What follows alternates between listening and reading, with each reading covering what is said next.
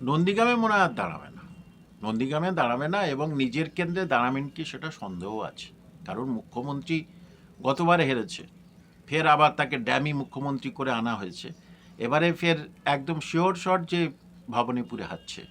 কিন্তু যাই বলুক না কেন, এই কদিনের মধ্যে আর ভোটটাকে ড্যামারেজ সেই ক্ষতিপূরণ করে আবার জয়লাভের আশা দূরস্থ তৃণমূল কংগ্রেসের। শুধু এইসব জায়গায় মুসলমানরা আবার খেপে গিয়ে ওকে যে ভোট দেবে এমন কোনো কথা নেই। বাবার সঙ্গে তার সন্তানের বয়সের পার্থক্য 6 মাস, 2 মাস, 1 মাস, এটা কি করে হয়? যে সুতরাং এই জিনিসটার একটা সুরাহা হওয়া উচিত, এবং সেটা যেন সুষ্ঠুভাবে হয়। স্যার, মমতা বন্দ্যোপাধ্যায়ের নিজের বিধানসভা কেন্দ্র ভবানীপুরে এখনও পর্যন্ত 47,000 নাম বাকি। মমতা বন্দ্যোপাধ্যায়ের বিধানসভা কি এবার তার হাত থেকে হাতছাড়া হয়ে যাচ্ছে? পরিষ্কার যে ভোটে জেতার আশা তার থেকে অনেক বেশি ডিপোজিট দেখাচ্ছে, অভাব। এবং এইভাবেই নানা রকমের ভোটারদের দিয়ে তাপ্পি দিয়ে, শুধু মমতা ব্যানার্জি কেন, ওই জন্যই বলেছিলেন না আমি 294টা কেন্দ্রে প্রার্থী। এই জন্যেই যে সমস্ত কেন্দ্রে তো আমি এই রকম ধরনের ঠিক করে রেখে দিয়েছি, তাহলে আমি 294টা কেন্দ্রে প্রার্থী। এইবারে সব কেন্দ্রে কিছু না কিছু গেছে।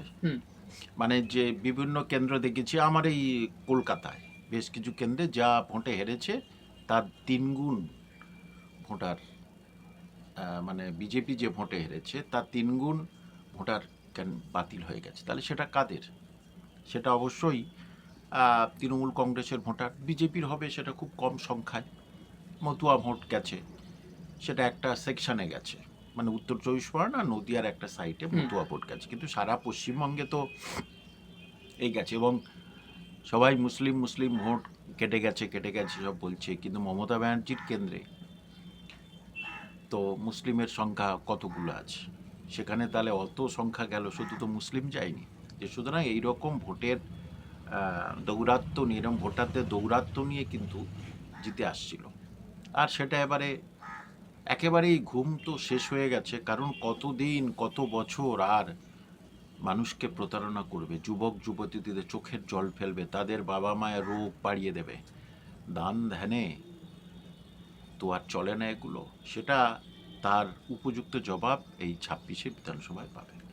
কল্যাণ বন্দ্যোপাধ্যায় কাল প্রেস কনফারেন্সের সময় বলেছেন যে অমিত শাহ এবং নরেন্দ্র মোদী পিছন থেকে এই ইলেকশন কমিশনকে চালাচ্ছেন, ইলেকশন কমিশনকে আবারও একইভাবে তুগলকি শাসন বলে দাবি করছেন কল্যাণ বন্দ্যোপাধ্যায়। কোর্টে তো গেল, যে কোনো কাজে তো কোর্টে যায়, দ্বিতীয়বার কোর্টে গিয়ে তো ধাক্কা খেয়ে এসছে। সেখানে কোর্ট বারবারই বলেছে কেন আসছেন। তাহলে যেখানে সর্বোচ্চ ন্যায়ালয় এটা বলে দিয়েছে, সেখানে আমরা কিছু বলতে পারি না। এবং এই কলকাতা হাইকোর্টে আরও অন্যান্য রাজ্যের বিচারপতি আসবেন, তাহলে অসুবিধাটা কোথায়? কিন্তু যাদের ডিলিটেড হয়েছে, নিশ্চয়ই কোনো কারণে তাদের ডিলিটেড অবশ্যই হয়েছে। তার বাবার সঙ্গে বয়সের পার্থক্য কী করে হতে পারে? এটা শুধু মুসলিমদের না, হিন্দুদেরও হয়েছে। বাবার সঙ্গে তার সন্তানের বয়সের পার্থক্য 6 মাস, 2 মাস, 1 মাস, এটা কি করে হয়? যে সুতরাং এই জিনিসটার একটা সুরাহা হওয়া উচিত, এবং সেটা যেন সুষ্ঠুভাবে হয়। তবে এটা ঠিক যে কল্যাণ বন্দ্যোপাধ্যায় বা তার গ্রুপ যেভাবেই যাই বলুক না কেন, তারা হিসেব করে দেখেছে, কষে দেখেছে যে 70টা সিটে 2 থেকে 10,000 ভোটে হেরে গেছিল বিজেপি। তার মানে সেই 70টা সিট বিজেপি পাচ্ছে। আরেকটা অঙ্ক বলে দিচ্ছি, সংখ্যালঘু ভোট তখন সব এক ছিল। এবারে সংখ্যালঘু vote Naushad Siddiqui and CPM এক, কংগ্রেস এক, জনতা উন্নয়ন পার্টি এই, তাহলে 1, 2, 3 এগুলো কিন্তু সংখ্যালঘু ভোট স্পেশালি। তাহলে সংখ্যালঘু ভোট 3 ভাগে ভাগ হয়ে যাচ্ছে। তাহলে কি করে হবে? তাহলে সংখ্যালঘু ভোট তো আর বিজেপির যাবে না।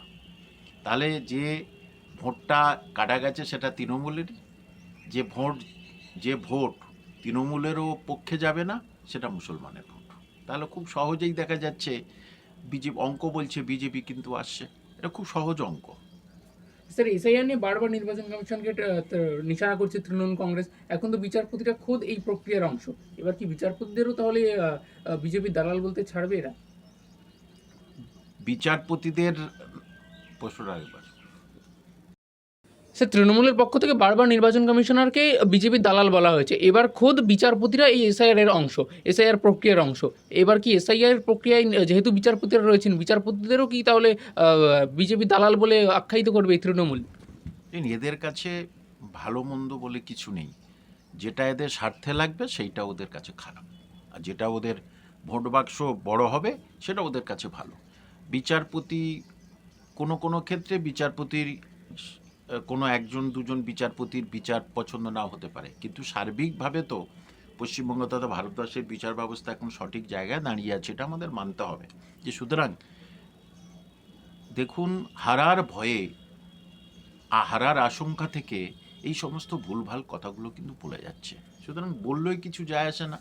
সুপ্রিম কোর্টের অর্ডারে বিচারপতিরা কাজ করছেন, মানে হাইকোর্টের বিচারপতিরা কাজ করবেন। সুতরাং এখানে সে বিচারপতিদের বললেও কিছু যায় আসে না, বরঞ্চ কোর্ট অফ কন্টেম্পটে পড়বে। কিন্তু যাই বলুক না কেন, এই কদিনের মধ্যে আর ভোটটাকে ড্যামারেজ, সেই ক্ষতিপূরণ করে আবার জয়লাভের আশা দূরস্থ তৃণমূল কংগ্রেসের।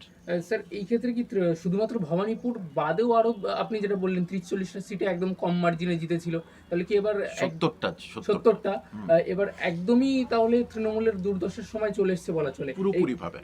এই আমি যে কেন্দ্রে ভোটার, এই যে কেন্দ্রে ভোটার উত্তর কলকাতা, এই কেন্দ্রে বিবেক গুপ্ত তিনি যে ভোটে জিতেছেন তার 3 গুণ মানে ভুতুরে ভোটার বার হয়েছে, অর্থাৎ 3 গুণ ভোটার এখান থেকে বাদ গেছে। তাহলে কি করে জিতবে? তাহলে খোদ কলকাতাতে এরকম হয়েছে, গ্রামে গঞ্জে তো আরও তো দেদার হয়েছে।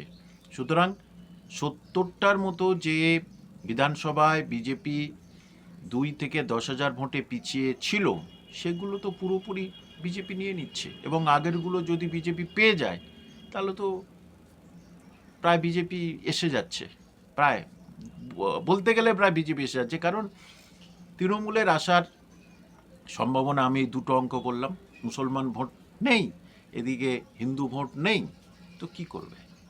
কিন্তু মমতা বন্দ্যোপাধ্যায় যেমন ধুরন্ধর রাজনীতিবিদ, তিনি কি এত সহজে তার কেন্দ্র হাতছাড়া করবেন? দেখুন, এখানে ধুরন্ধরের বলে কিছু যায় আসে না, মানুষ তোমাকে চায় না।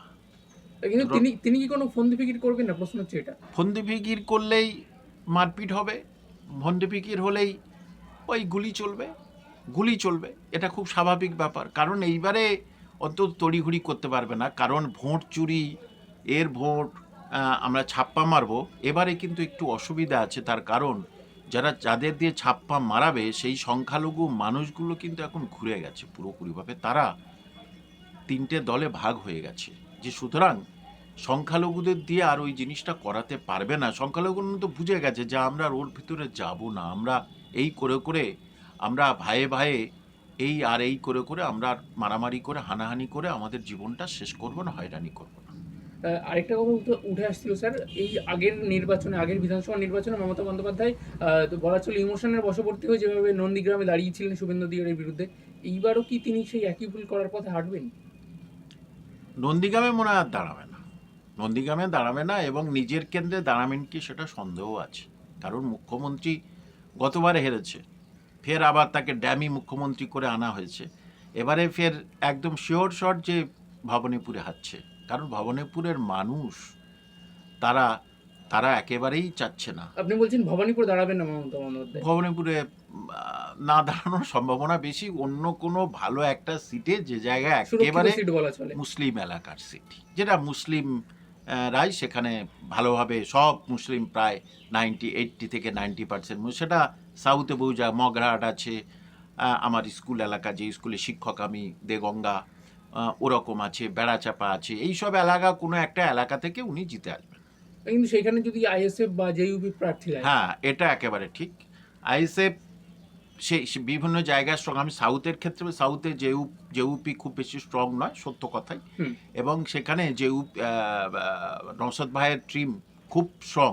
শুধু এইসব জায়গায় মুসলমানরা আবার খেপে গিয়ে ওকে যে ভোট দেবে এমন কোনো কথা নেই। সুতরাং সমস্ত জায়গায় মমতা ব্যানার্জির প্রতিকূলে হাওয়া ঘুরে গেছে, এবং ওনার পরাজয় শুধু সময়ের অপেক্ষা। ধন্যবাদ স্যার।